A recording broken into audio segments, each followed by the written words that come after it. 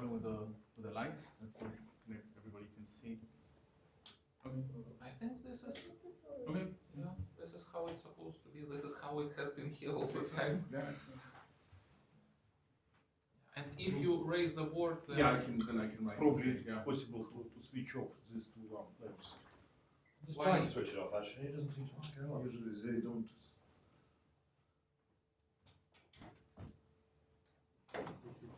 Doesn't work. No, there's something that doesn't work. Okay. oh well. Okay. Sorry, I don't know why that's not Whoops. Oh, now it's working. Oh, good. Great. See?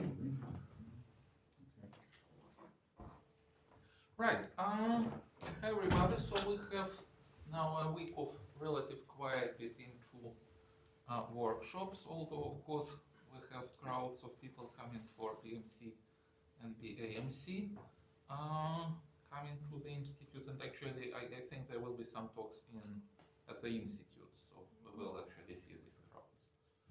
But anyway, also another good news is that Svetlana is here, and she will be able to help me performing the duty of the organizers, and she might even have to do introductions at the next talk because I'm likely to be away.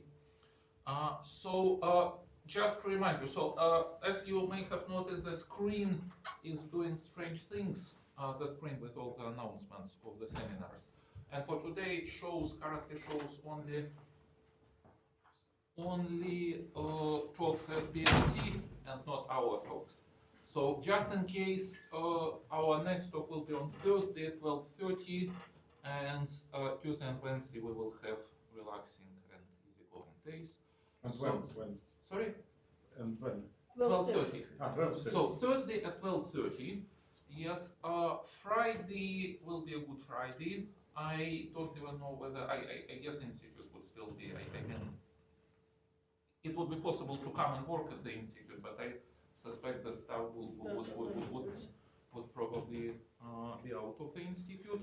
And then it would be like this until Monday. So Monday will be Easter Monday, and again the institute will be probably nobody will be there except some of us. And our workshop will start on Tuesday. So the first talk is at 10 on Tuesday. Yes, I haven't checked, but Yes, 10 but on there is Tuesday. some welcome before that. Well, yeah, registration, yes, yeah. And wine reception Tuesday evening, I take it, I right? think so. Yeah, that's the most important part of the conference. Okay, anyway, so right now it's a talk by Jonathan Breuer about Jacobi matrices and self-limit theorems.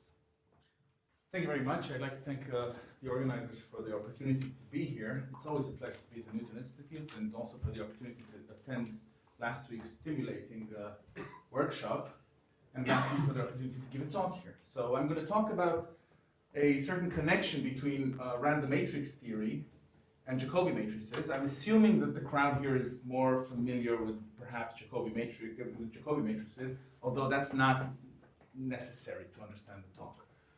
So this is joint work with Mois Deitz, who's at KTH now. And the objective is to study fluctuations in certain families, in a certain class of families of point processes that arise very naturally in random matrix theory and in some other areas as well. So this class of ensembles is called orthogonal polynomial ensembles. Actually, our work is a bit more general than that. We study something called biorthogonal ensembles. But this is the part of our work that's connected to Jacobi matrices, so that's where I want to put my focus on. And it turns out that this connection can be very useful. And what we want to do is exploit this connection to study fluctuations for Jacobi for these point processes. Okay, so that's what I want to do. I want to use Jacobi matrices to study fluctuations in a very particular class of point processes called orthogonal polynomial ensemble. And a few remarks that I want to make is, first of all, that this connection, the fact that there exists this connection exists, is not a new idea. This is not a new thing. This is very classical. and has been used extensively, in particular, to study universality in the microscopic scale for such ensembles. This is something that Johan mentioned. The universality is something that Johan mentioned. It has also applications for spectral theory of Jacobi matrices, but it can be used on the microscopic scale to study microscopic scale of orthogonal polynomial ensembles to prove universality. And actually, our motivating question was, can this connection be used to study other scales as well? So we want to focus on the macroscopic scale for orthogonal polynomial ensembles. Okay, and the answer is yes, of course, otherwise there wouldn't be a talk, or I would be talking about something else, I guess. And the main message of the talk is that these asymptotic fluctuations in the case of orthogonal polynomial ensembles that I haven't defined yet are associated with right limits of Jacobi matrices. So that's the main message, and whoever knows both these things got the message now, and I will explain both these notions So in a right second. in the sense of not left or in the sense of correct? No, in the sense of not left. Right limits is an object, so I will define this in a second. No, not in a second actually, this will be towards the end of the talk. Right limits, but in the sense of not left, But yes. probably left as well, no? Well, you could turn everything on its head, right? But these would be, the main player would be a one-sided Jacobi matrix, and then Okay. I'm not responsible for the terminology. Right limit is not something I define. I have somebody who defined this notion here. You can ask him why right limits. Okay, Barry. Barry. Okay. So, your name is on the paper, so okay. Maybe there was also right limit in the other sense of the word, What's the other sense of the word? as opposed to wrong. As opposed to wrong. Fine. I don't want to make any moral judgments. This is one of the reasons I went to study math and not other areas, is to avoid any ethical dilemmas in my research. Okay, so let's start. I want to start by defining what an orthogonal polynomial ensemble is. So an orthogonal polynomial ensemble is generally a sequence of point processes that's indexed by n. Okay, and the data going into this point process is a measure that could or may not depend on n. So let's assume it depends on n. Okay, so suppose you fix n, you have a probability measure on the line, and mu n, and it has, what I require from the measure is just that all of its moments are finite. Okay, so that's what I want from the measure. An orthogonal polynomial ensemble is a point process on R, or if you want a probability measure on Rn, that's given by this formula. So if you ignore this, so Zn is just a normalization factor, that's really not important, at least for this talk.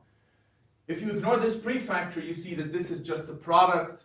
If this factor didn't exist, this would just be an ensemble of n independent points, each one randomly picked according to mu n. Okay, and this prefactor actually introduces an interaction between these points. This actually introduces some repulsion, whose effects we'll see later in this talk. And this just defines a point process. So that's what I want to focus on. Okay, it might seem strange to anybody who hasn't seen It's such a definition. formula. Excuse me? It's a definition. It's a definition. This is a definition. Okay, so it might seem strange to anybody who hasn't seen it, but that's what I want to talk about. Okay, and as I said, I also want to allow mu n that is just mu that's independent of n. Okay, so that's the definition of an orthogonal polynomial ensemble. I'm not giving the reason for its name. I will later on. That's what it is. Okay, and let me give you two examples for why one wants to study this process, except for the fact that it's cool, that it's nice. But so here's I guess the most classical example of an orthogonal polynomial ensemble. So consider all the Hermitian matrices, n by n Hermitian matrices. Okay, and put the following probability measure on these on the space of Hermitian matrices. Dm is essentially the Lebesgue measure on Hermitian matrices. So essentially, the Lebesgue measure on all of its entries, on all of the matrix entries, up to the fact that you need symmetry, to the condition of Hermitianity, whatever, Hermitian condition. And you take this, you pick a matrix at random according to this probability distribution. on your n by n Hermitian matrices, okay? So this is a measure that's invariant under conjugation by unitary matrices. This is why it's called unitary invariant ensembles. Okay, the unitary here does not refer to the matrix. The matrix is Hermitian. The unitary refers to the fact that this is unitary invariant. When you conjugate it by a unitary matrix, you get the same measure. Okay, this is the most general unitary, this is the way to construct a unitary invariant measure. And V, it doesn't have to be a polynomial, but let's assume it's a polynomial of even degree. It has to have some kind of growth at infinity so that this thing is finite. Okay, so you take the trace of V of the matrix, and this is what you get. Okay, and since it's unitary invariant, you can integrate out the vectors, the random eigenvectors, to get just a probability measure on the eigenvalues, on the random eigenvalues. And this is the induced measure on the n real eigenvalues. And as you see, this is an orthogonal polynomial ensemble. Let me show you again the formula. This formula had this prefactor and then a product of the measure.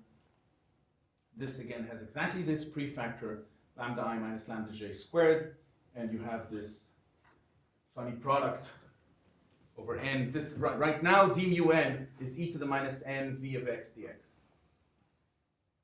This is okay, and perhaps the most famous example in this case is what's called the Gaussian unitary ensemble, which is what you get when you take v of x to be x squared. And then we know that this can be achieved also by just taking all of the entries of m independent and Gaussian. Okay, all the entries that can be independent and Gaussian. Okay, so that's one example of an orthogonal polynomial ensemble, which is already rich and hopefully convinces everybody that this is a good enough reason to study such point processes. Okay, and as you see, the dependence on n is very explicit here. It's very simple in this case.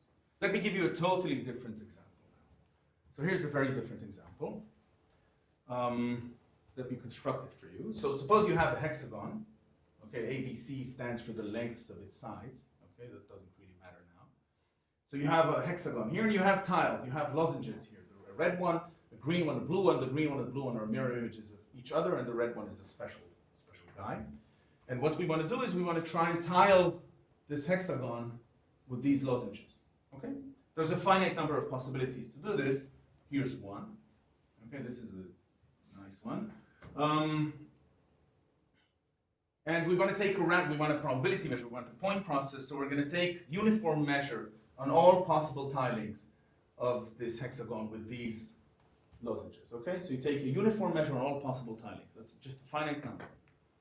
Okay, and the asymptotics here will be just taking the size of the hexagon to infinity, so the side length of the hexagon to infinity, but preserving the angles. So the proportionality doesn't change. Okay, so this would be an example of a large hexagon tiling.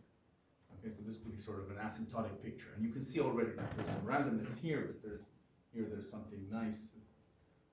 This is not new, this type of picture. And where's the orthogonal polynomial ensemble? So suppose you fix a distance s from the left line of the hexagon. Okay, so if you fix a distance s and you count the number of red tiles that you have at a line at the fixed distance s, and this turns out to actually be deterministic. This really depends only on s. This is completely non-random. It's not very difficult to see this if you think about it for a second. So for example, the first line, it's obvious it's going to have only one red tile because this red tile passes between the green that has to begin the tiling of this first line and the blue that has to end it. So there has to be only one red. And then, I mean, you can inductively show that this number of red tiles is going to depend only on the distance s from the left side. Okay, but their location, the location of these red tiles is going to be random. Okay, that's going to be some point process on whatever the number of tiles is, points. And we're going to take the location of the centers of these red tiles as the location of our particles, if you want. So, and we're going to measure their distance from P, where P is the point at the bottom, so the point of intersection of our line with this hexagon. Okay, so that's, and it turns out that if you study this, this is actually an orthogonal polynomial ensemble. This was proved by Johansson in 2002. And mu is now a discrete measure. It's called the Hahn weight. You get a discrete orthogonal polynomial ensemble. Nevertheless, this is an orthogonal polynomial ensemble. Okay, so that's a completely different example arising in a completely different context, or at least it seems to be a completely different context from that of random matrices, and it leads to, again, an orthogonal polynomial ensemble. And there are other examples. There's a nice paper by Koenig called Orthogonal Polynomial Ensembles in Probability, I think.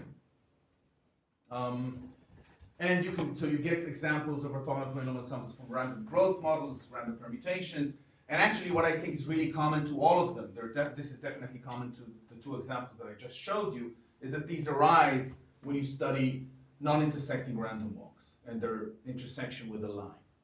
Okay, so that's where most of these arise.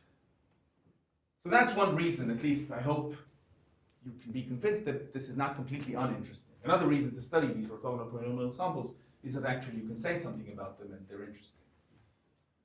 So what we want to study is fluctuations of these endpoints. So for each n, you get a measure mu. You write down the orthogonal polynomial ensemble. And we want to study the fluctuations of these endpoints. So how do you study fluctuations of endpoints? One way of doing this is using something called the linear statistic. So essentially just sampling these endpoints with a function.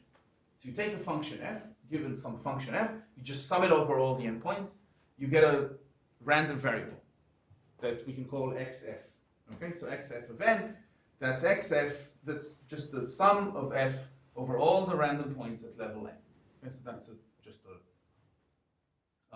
just a random variable. And by studying fluctuations, what we want to do is really study this centralized random variable that you get, and we'd like to show a central limit theorem. So when does this converge to a Gaussian? And then what is the variance? Can you say something about the variance? Now, one thing I would like to show, I would like to point out at this point, is that there's no normalization here in this central limit theorem that I supposedly want to prove for you. If you remember that if these lambdas were independent points, if these were independent random variables, you'd have a square root n down below here. You'd have to normalize by square root n. And here there's no normalization. This is because the variance is bounded, which is something we'll show. Generally, this variance is bounded for nice enough f.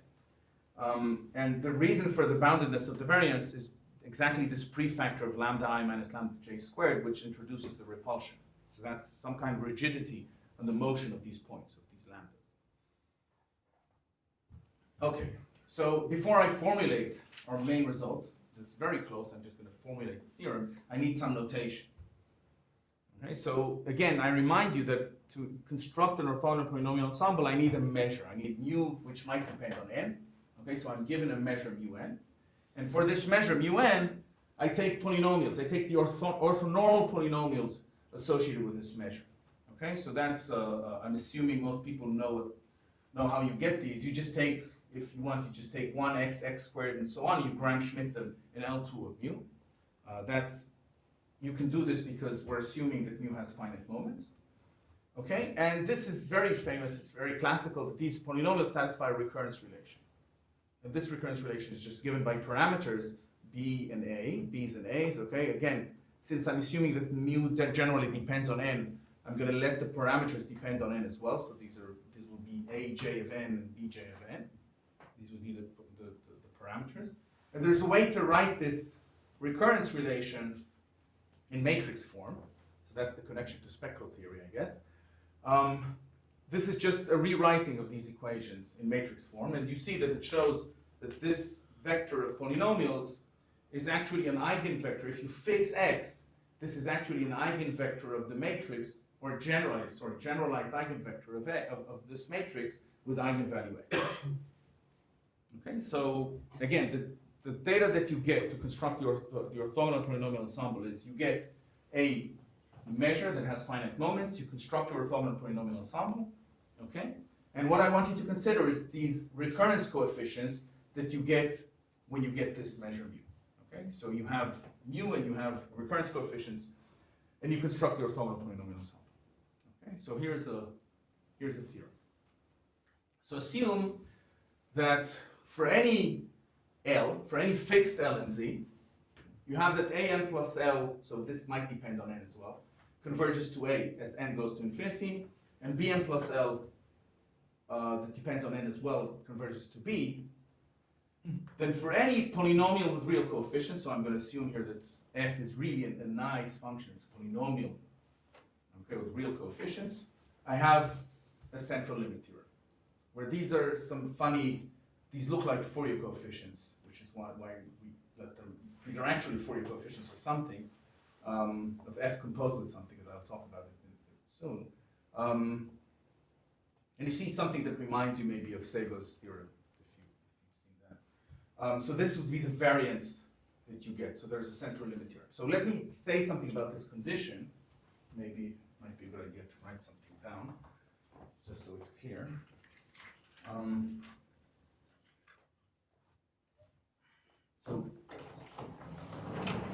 I'll put this up. So I want to remind you, we have this matrix B1 of n, A1 of n, A1 of n, A2 of, B2 of n, A2 of n. Let me go on. So this would be Bn of n, and then I'll have An of n, An of n, Bn plus 1 of n, and so on. Okay, so I have this, for each n I have an infinite matrix. And this condition says the following, this condition that you see here. It says that for any fixed L, if you consider some submatrix of size L by L, so some truncated submatrix, square maybe, doesn't matter, around the nth coordinate, the nth coordinate of this matrix, if you look at this matrix, then just this matrix converges to something that is just constant. B, B, B, and A.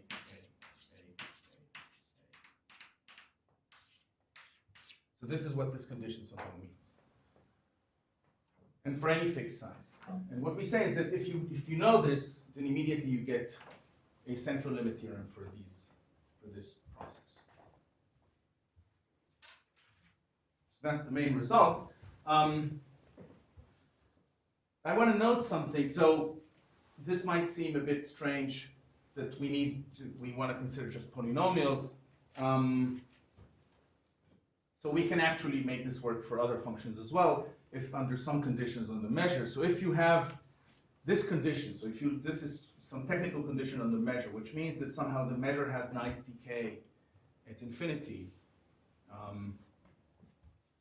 Then you can extend this exact central limit theorem to any function that's continuously differentiable that has polynomial growth at infinity.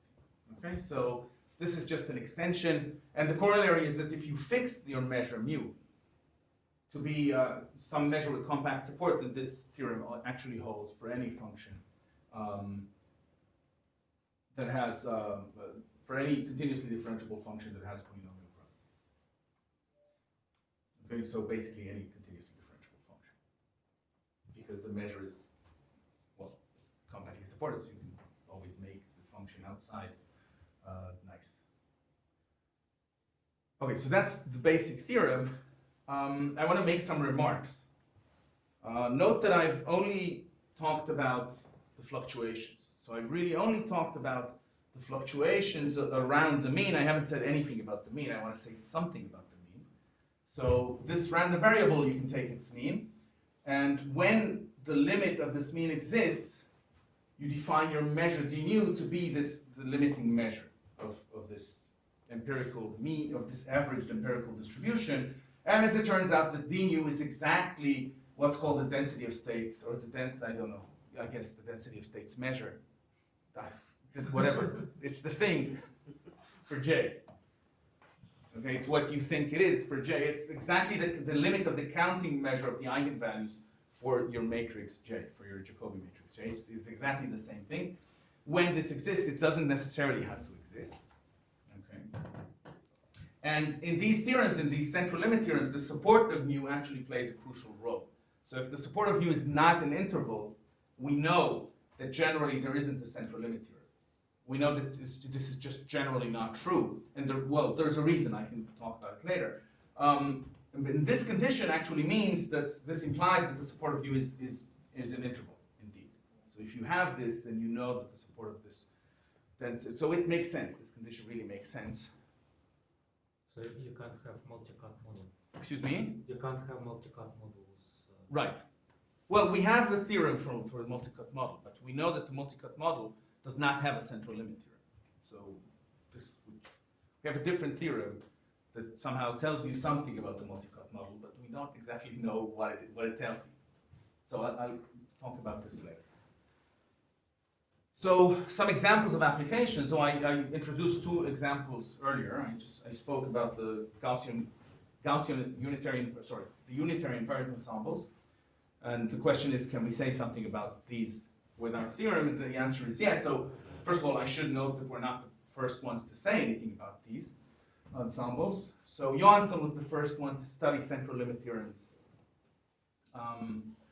for unitary invariant ensembles. He actually studied for more general ensembles, but we focus on unitary invariant. In this single interval, in the single cut case, he showed that for nice V, I don't remember exactly what, I think he needed smoothness. He definitely needed some kind of smoothness. He obtained the central limit theorem, and these conditions on V have been relaxed by Kirchhoff and Sherbina and Breuer and Bouillonnet later on, and we can reproduce all these results. Whatever they can do, we can do. You can actually do more. We don't really need a lot of regularity from V. We just need to know that the coefficients are nice. Okay, so that's one example. The other example that I gave you was the hexagon, these tilings of the hexagon. So again, we're considering the locations of these red lozenges, okay, on a fixed line. Okay, so this is a one-dimensional thing. And as I said, these are an orthogonal polynomial ensemble. These alpha and beta are actually functions of the sides of the hexagon and of the distance. So they're functions of the whole of everything, basically, of the size of the hexagon. But they're deterministic, of course. They're functions of the size of the hexagon and s of the distance from the left side. This is called the Hahn weight, as I said. And for the two-dimensional fluctuation, so this is a two-dimensional model, Petrov showed that you have convergence to the Gaussian free field, and we get a central limit theorem for the one-dimensional cuts. And we've thought about this. One would think that maybe you can integrate this to get this, or you can somehow differentiate this to get this along lines, but we can't seem to see how to do that. So it really seems to be a different result. Okay, so these are the two examples that I want to discuss. I want to say something about the conditions on the measure, because this condition that I have is really basically a condition on the coefficients, which might seem not very explicit on mu. I want to say something about conditions on mu. This is not with a lot of effort. We're just applying the famous theorem. The Denisov-Rachmanov theorem tells you that whenever mu is a measure that has essential support, which is an interval, and also the essential support of the absolutely continuous part of mu is the same interval, which is to say that basically the weight with respect to Lebesgue measure of mu is positive Lebesgue almost everywhere on this same interval, then you have, so mu is fixed here, then you have convergence, this kind of convergence exactly for mu. So this means that whenever you have mu satisfying these conditions, then you have a central limit theorem. So this really means, there's no requirement about W, no smoothness, nothing, except for the fact that we want W to be positive almost everywhere on the interval. And you get immediately a central limit theorem of this kind. Something cute, this is something that I like. I don't know if this is of interest for random matrix theory people, but this is something that I really like. You can actually get this central limit theorem also along subsequences. Suppose you consider your measure, your coefficients along a subsequence of n's. Okay, and you have along this subsequence, you have this convergence to A and B. Then along this subsequence, you'll have a convergence to the appropriate central limit theorem. Note that the variance here depends on A and B. Okay, so what this means which is why I think this is cute, is you can have a fixed measure mu where you'd have different central limit theorems for different sequences. So we can construct this so that the fluctuations of your orthogonal polynomial ensemble, the fluctuations of your point process, really depend on the sequence that you're studying. So you look along a sequence, and you're going to have a different variance along every different sequence. So here's one way of doing this. You construct a measure through its Jacobi parameters, through its coefficients, through these b's and a's. In the following way, let bj just be fixed 0, and aj, we can let the aj's vary slowly between half and 1. So somehow, something like this. You can think of if this is half and this is 1. Think of these aj's as going first like this, and then you have a less steep, and then better, and well, I should actually make this flat. Okay, so then so on and so forth, so that for any number between half and 1, you're going to have a sequence, right? If you look along something like this, there's going to be a sequence there where you have this kind of convergence, and then you're going to have, for each subsequence, you get a different central limit theorem. You get a central limit theorem with a different variance. And what I want to note is that the mean actually converges to the same thing. The mean doesn't, you can't tell from the mean that you're going to have different fluctuations, which, I mean, it's not very surprising, but still. And of course, this measure cannot be purely absolutely continuous on an interval, because then we have that these a's and b's should be constant from the theorem that I just stated. So indeed, in this case, it's absolutely, mu is absolutely continuous in -1, 1, but it's singular in -2, 2, minus 1, 1. So that's just a property of mu. Okay, so this is the main theorem. This is just the result. I wanted to say a few words about how you get it and what really the connection is. And maybe one way to start is to say why these orthogonal polynomial ensembles are called orthogonal polynomial ensembles, which is a bad name, I think, because it's long. That's the only reason it's a bad name.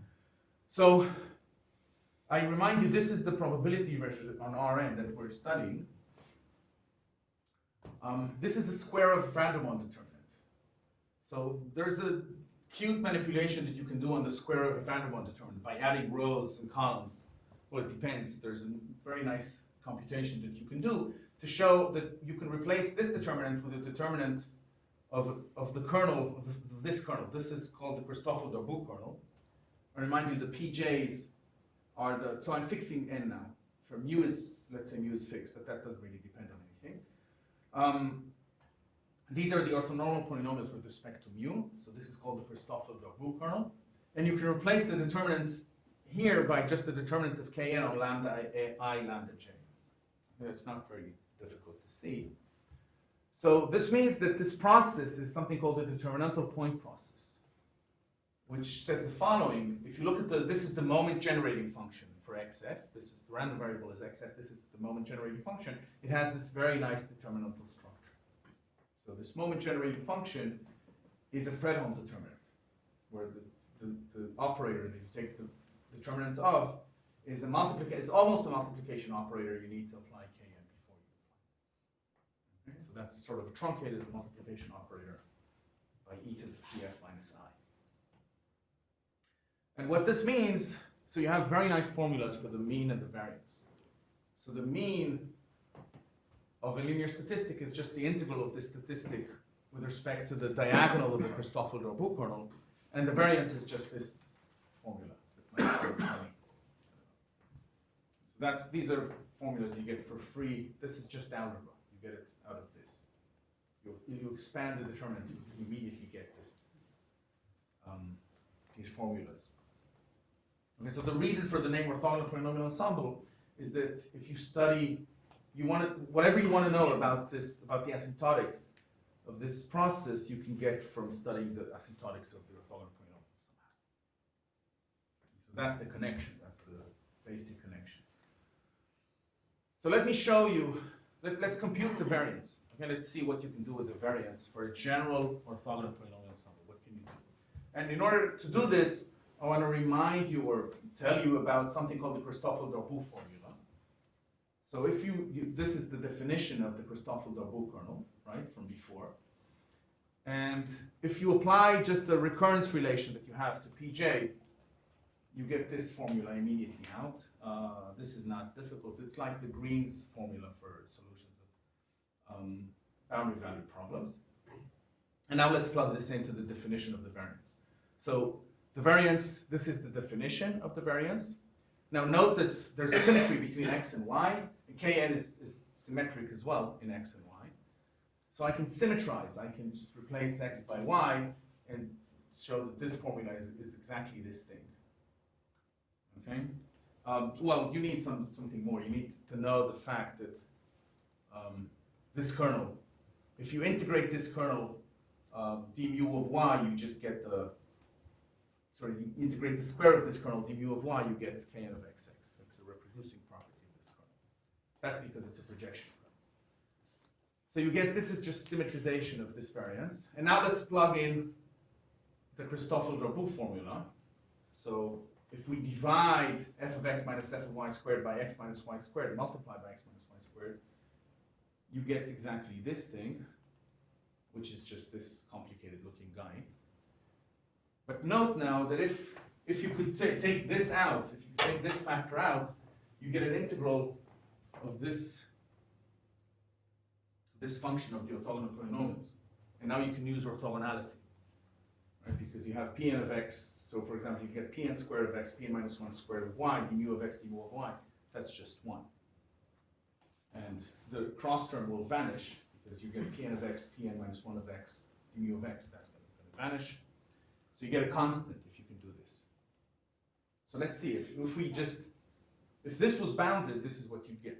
An squared times the supremum of f of x minus f of y over x minus y squared bounds the variance.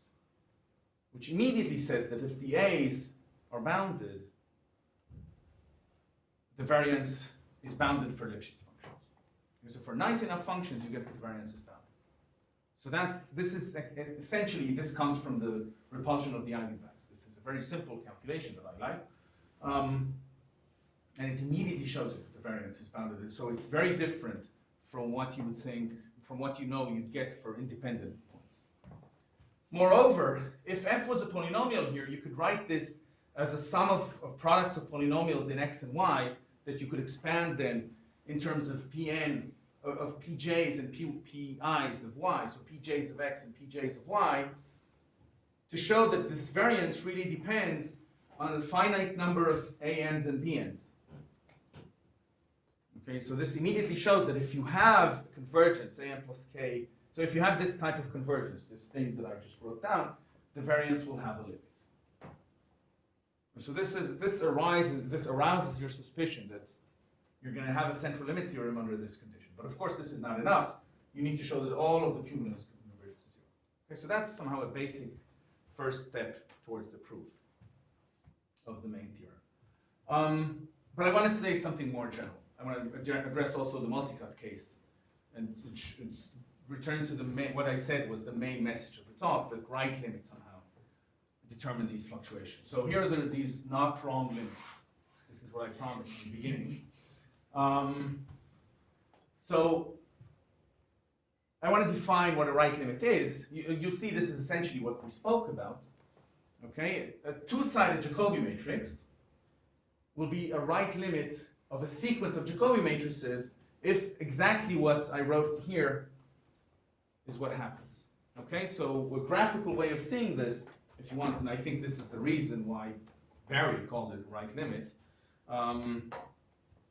is that if you think of your Jacobi matrix as an operator on L2 of n, where you have these A's, this would be A1, this would be A2, and this would be B1 and B2. These would be hopping terms somehow. If you think of these terms as these are the terms of your Jacobi matrix, a right limit is something that you get when you look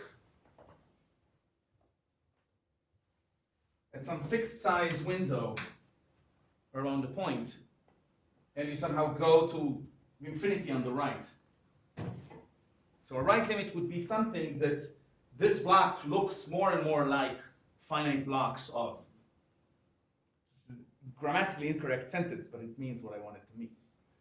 Okay, so what this means is if for any size block you see that that this block converges as you go to infinity, perhaps along a subsequence, to some finite size block of a fixed Jacobi matrix, fixed two-sided Jacobi matrix, you will say that this fixed Jacobi matrix is a right limit of this Jacobi matrix. Okay, so that's a simple explanation, I think. I hope of a right limit. It's a simple notion, but it's a bit confusing. Can be a bit confusing. And if you have a sequence of Jacobi matrices, that doesn't matter. So you replace also the Jacobi matrix as you go to infinity as well. It's the same thing.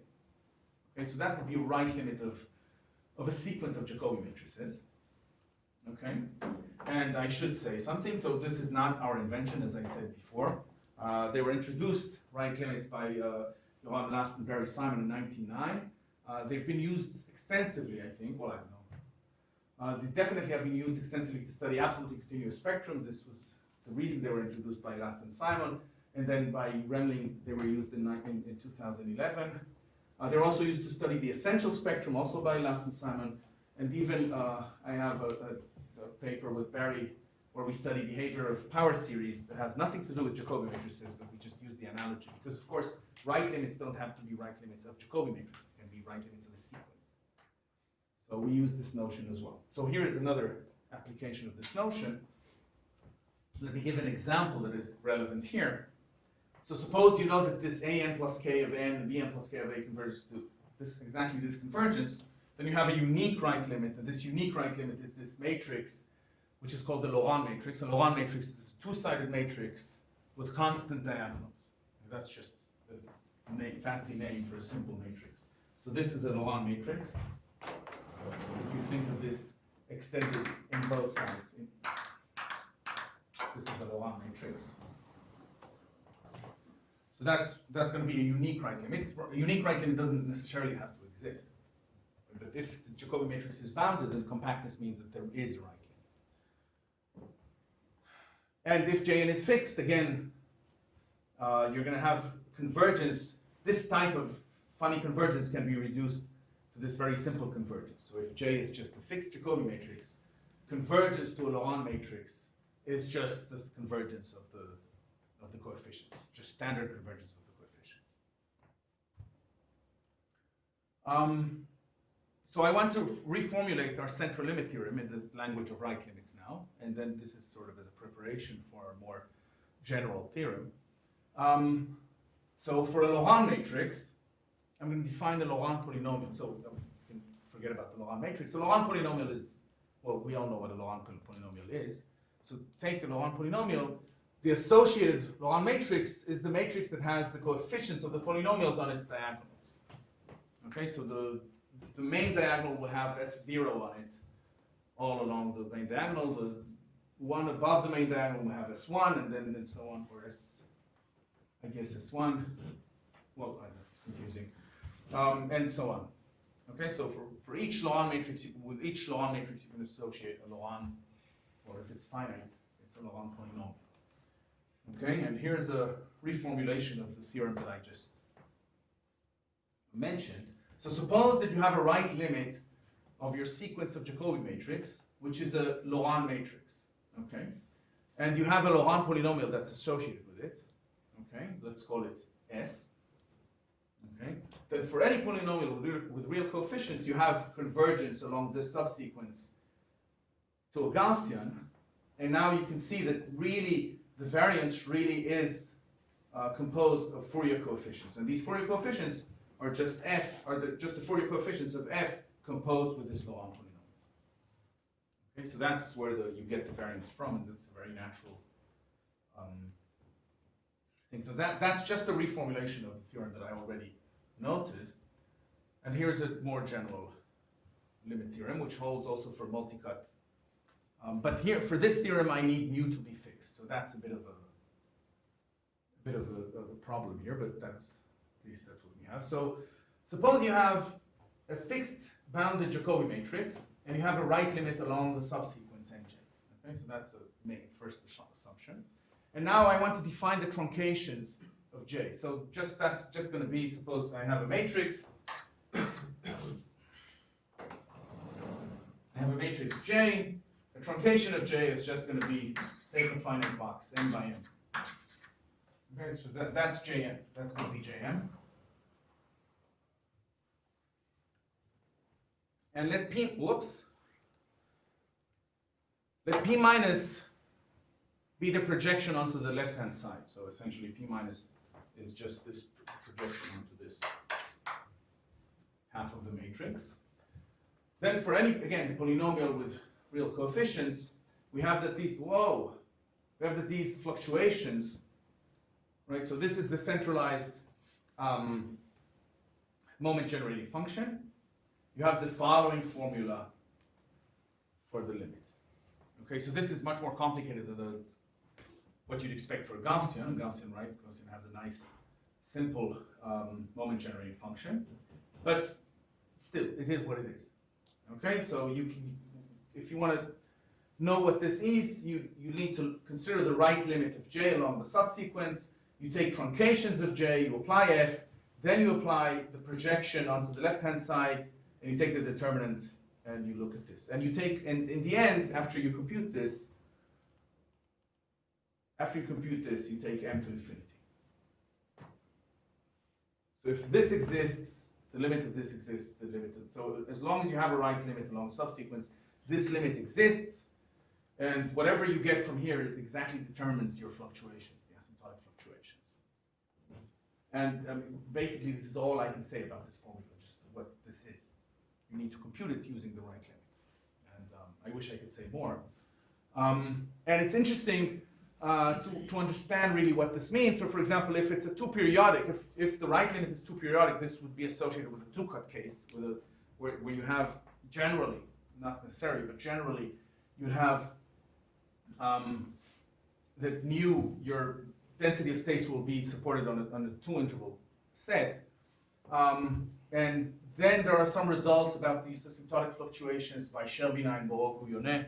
And it's interesting to try and compare these results. Although they have it for varying mu and we have it for fixed mu, still, it's interesting to try and understand what's going on here. What we do have for the multi-cut case, we do have a central limit theorem in the case that JR is really periodic, and then you need to pick F that are nice. So what does that mean? You need to pick a polynomial and you compose it with delta, where delta is the discriminant for the associated periodic Jacobi matrix. So any periodic Jacobi matrix has a discriminant. I think we've heard about it quite a bit last week. So when you compose a polynomial with a discriminant, you get a central limit theorem, which means that the discriminant really somehow averages the fluctuations that you get that would ruin otherwise your central limit theorem. Okay, so I have like 10 minutes, I think, right? Or 8. 8. Okay, so I'll go fast now. Okay, 8. This will be 8 will be sufficient. I want to say a word about the proof. Word about the proof of the central limit theorem. So I want to remind you that the moment generating function has this nice determinantal formula. This is what we use here. Okay, and so you expand this moment generating function. You just take, instead of the determinant, you take the exponential of the trace of the log of this thing. That's standard. And then you expand this in a power series in T. And of course, the coefficients here are what's called accumulants. And just by writing this up, writing really what you get here, you get a formula for these accumulants. This is a formula for Cm of n. This is just a funny sum that you get over products of f and k. Okay? And what we want to show that these cumulants, when m is equal to 2, they converge to what you want the variance, the limiting variance to be. And for any greater than, we want them to converge to 0. Okay, now it looks like that each term, right, this thing, it looks like that each term in the sum grows linearly with n. It looks like, right, there's a kn is a projection on the first n coordinates essentially, and you'd expect this to somehow grow linearly with n. It looks like it. but it shouldn't, of course, right? So that means that there's some cancellation. So we need to capture this cancellation. So how do you do that? So here's the cute identity that you can use. So this is an identity which I mean, as you can see, this is what you get from here essentially, that you replace this by 1 over just the product of the factorials. So if you plug this in, you could multiply this by trace of f to the m kn and plug this in here. And now each term in the double sum can be shown to be bounded. This is there's a bit of technical work to do this, but you can bound this. So this is a first cancellation that you get out of this. It's not enough. This is nowhere near enough, but this is at least something that you can do. How do you get more cancellation? So you write this trace. This is in L2 of mu.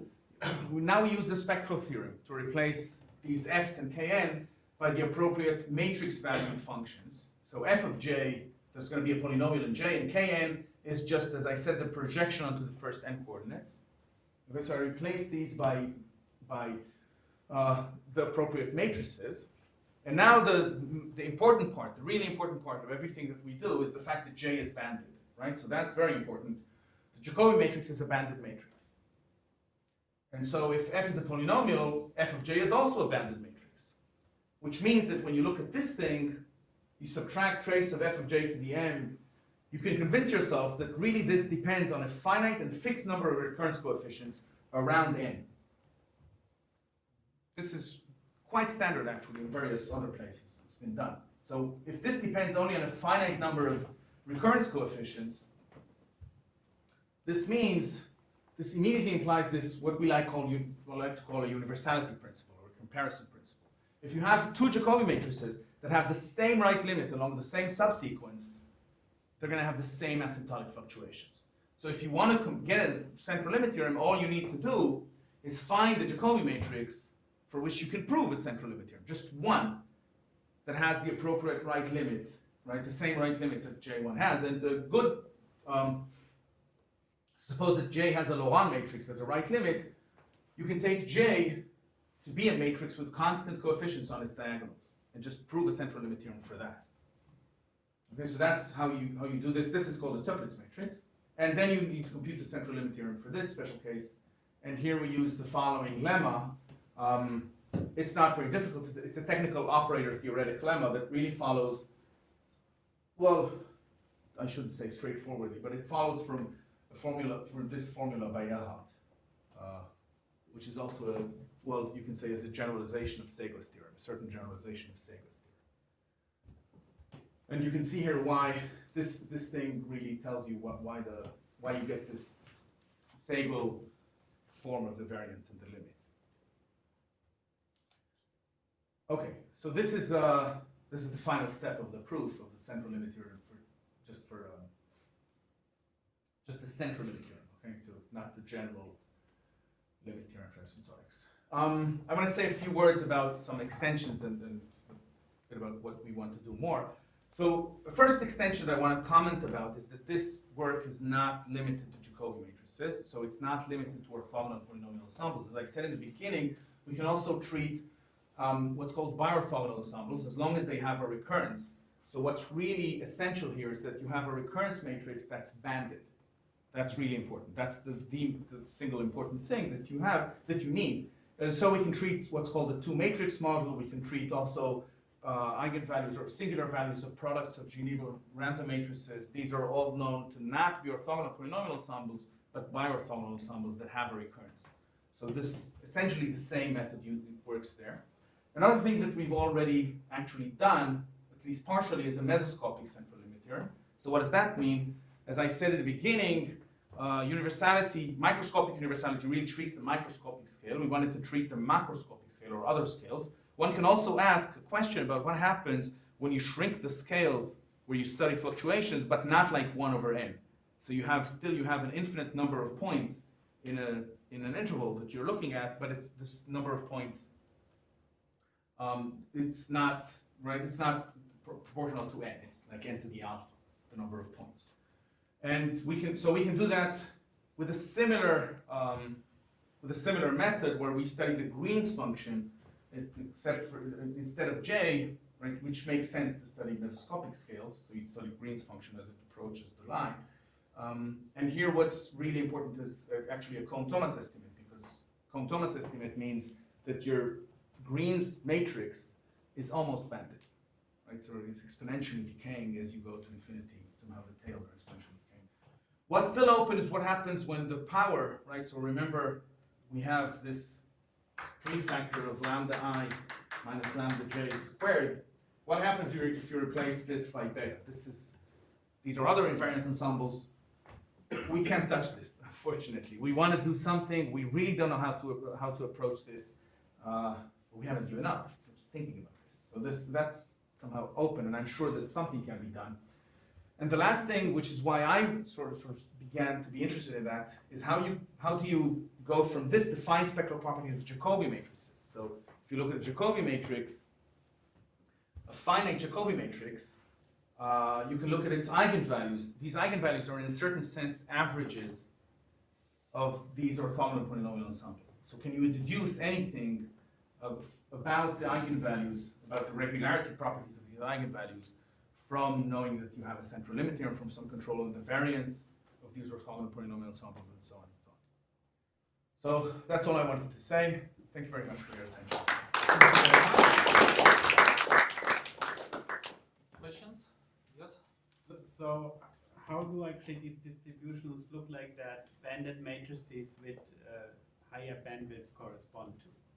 Excuse me, how do? So these Jacobi matrices correspond to these ensembles, right, where you have this product of your the mu n's of lambda n, and you have these Right. B factors. So when you have a recursion for your orthogonal polynomials with Yeah, I understand. bigger width of the matrix, what does it? What's the point process? What's the point process? What's the point Yeah. process? So this comes, so a biorthogonal ensemble is something that looks like this.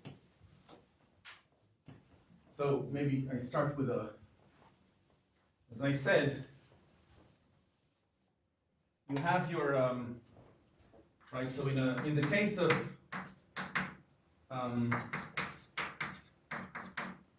Jacobi matrices, in the case of an orthogonal polynomial ensemble, you have something like this, lambda I minus lambda j squared, right? And then you have a product of d mu of lambda j, right? And now, in the case of the nice thing about what happens with the orthogonal polynomial ensemble is you can replace this, essentially, or this needs to be changed, with a determinant over the matrix. This matrix looks like this, so let me write it this way. It's a determinant over kn of x of lambda I, lambda j, and you have ij going from 1 to n, and kn of xy is what I said it was. So it's the sum of pj of x, pj of y. So for a general biorthogonal ensemble, what happens here is that you don't have this, you have the same thing, that you have a k tilde of n, where k tilde of n of xy is some of, let's say, psi j of x, phi j of y, j going from 1 or whatever, 0 to 1 minus 1, say, and you have this orthogonality, psi j, phi I, to some measure, well, for d mu of x, this has to be delta ij. So this is why it's called a biorthogonal ensemble. So you have two sets of functions, and this is somehow what you get. Okay, and what we want is we want the phi's or the psi's, it doesn't matter, we want to say the phi's to satisfy recurrence relation in this case. You probably said that, but can you say again, what measure do you get, what weight do you get for these projections of Lozenge tiling? The Hahn weight. It's called the Hahn measure. It's a Hahn ensemble. It's a discrete. No, yeah. I remember, but at the end you said it is in your class, right? Yes. So what is the final measure? It is some Lebesgue measure with the weight, or? What do you mean the final measure? The density of states? Density of states. Oh, I don't remember now. It's a. So it's not something very. Well, you see, let me think.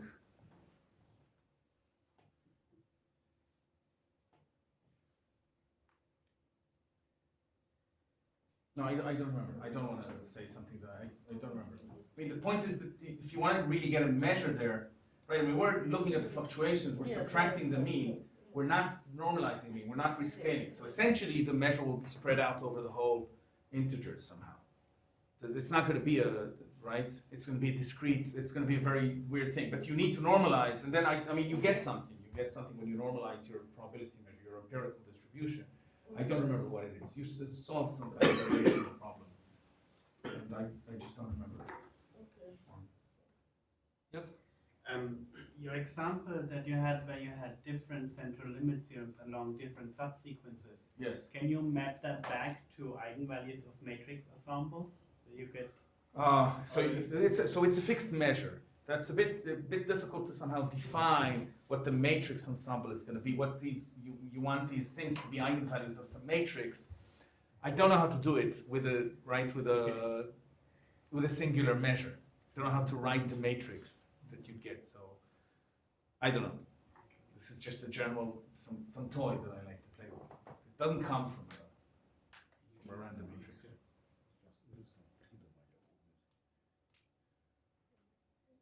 Further questions? Yes? You mentioned that you can prove central limit theorems on mesoscopic scale. Yes. So what kind of scales can you get? So, okay, so what we can show is essentially something like this. This is for fixed measures. We need to do the varying measure case. I'm sure it works, but there's some technical It's work. only for fixed. Hmm? For fixed measure. For now, we have for fixed. I'm sure we can do it for well, I'm sure. We haven't written up anything, but we have it written up for the fixed measure. And what we can prove is that if you look, so if you take the measure that has Jacobi coefficients, which is just, let's say, 0 and 1. Okay, so that mu corresponds to this Jacobi matrix. So that would be, this mu would be the semicircle, essentially. This is mu. Then you look at the function, so f of x, say, is just going to be 1 over x plus, say, I over n to the alpha.